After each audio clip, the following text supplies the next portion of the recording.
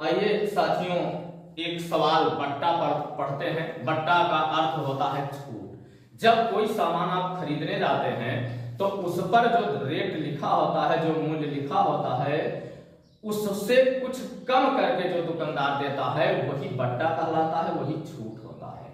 जिस रुपए में आप वो सामान खरीदते हैं वो उस दुकानदार का विक्रय मूल्य होगा और जो उस पर लाभ मिलेगा वो दुकानदार का लाभ होगा। आइए सवाल पढ़ते हैं ठीक से और इसको हल करते हैं।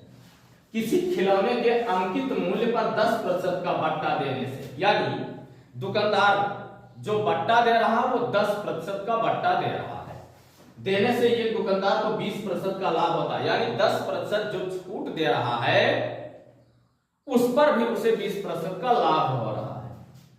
यदि वह 20% का बट्टा दिया होता, अगर वही छूट 10% से बढ़ा करके 20% कर दिया होता तो उसका लाभ प्रतिशत कितना होगा, यही हमको हल करना है।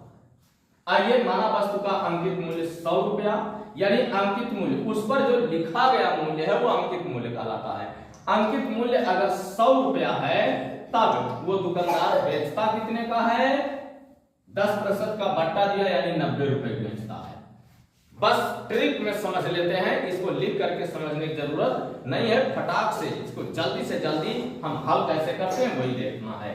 अब वो 90 रुपए का दिया, अब इस पर 20% का लाभ उसको हो रहा है, तो हम क्या करेंगे, इसका हमें तुरंत निकालना है क्रय मूल्य। आइए क्रय मूल्य ज्ञात कर लेते हैं। तो ये 20% उसको लाभ मिला है यानी 100/120 हो जाएगा। 100/120, ये शून्य इससे काट देंगे और ये हो जाएगा 3 चौका 12 और ये 3 त्रिका 9 और 4 एकम 4, 4 25 100 बराबर 25 या 75 रुपए वो दुकानदार उसको खरीदा था। ये दुकानदार का क्रय मूल्य होगा। दुकानदार का ये क्या होगा, क्रय मूल्य होगा। ये क्रय मूल्य यानी दुकानदार 75 रुपए खरीदा था, 10% बट्टा दिया, 20% का लाभ लिया, इसके बाद ये 75 रुपए खरीदा।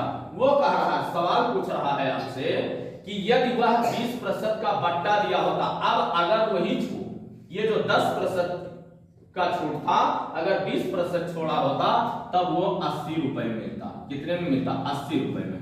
अब इसी 80 रुपए में से यही 75 रुपए अगर हम घटा लेते हैं तो यानी 5 रुपए उसको क्या मिलता, लाभ मिलता। 5 रुपए का लाभ उसको मिलता।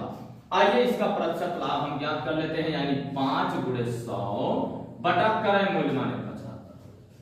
ये 5 से काटिए, 5 एकम 5 15 और 5 से काटिए, 5 × 15, 5 × 10 20, 20/3 का अर्थ होता है साथियों 6/2/3%। यही हमारा आंसर होगा।